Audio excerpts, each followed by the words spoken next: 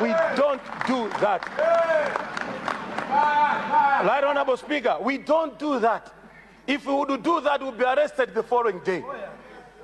No controlling officer would allow a member of parliament to write checks.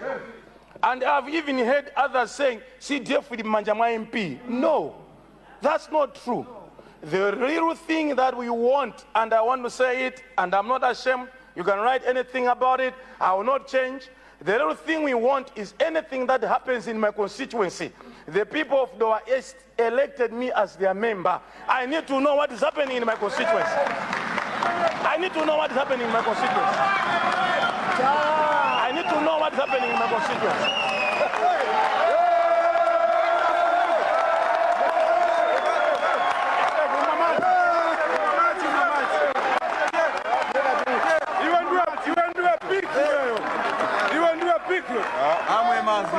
Thank you.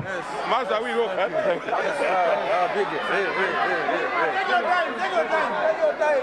Right Honorable. Right Honorable. Let me talk to the civil society organizations. I don't want to write checks. I don't want to take quotations.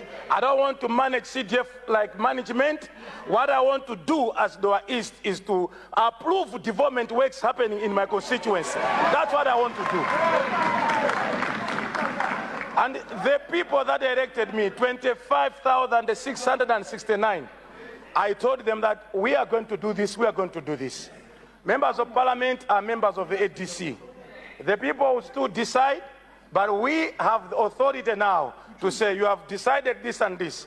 As a member of parliament, I choose that there goes a hospital, there goes a bridge, there goes something. That's what we want to do. That's what we want to do. That's what we want to do.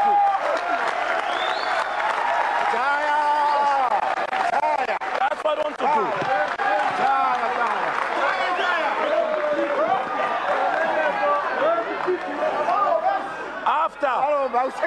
Right Honorable Speaker, after I have approved the bridge, listen, and I'm speaking to the nation, after I have approved the bridge, I will not go and collect quotations. No. That's the work for the district commissioners. I will not go and write checks. I will not go and do payments. I don't need to do that. This is what we have told people out there, that we want to be doing that.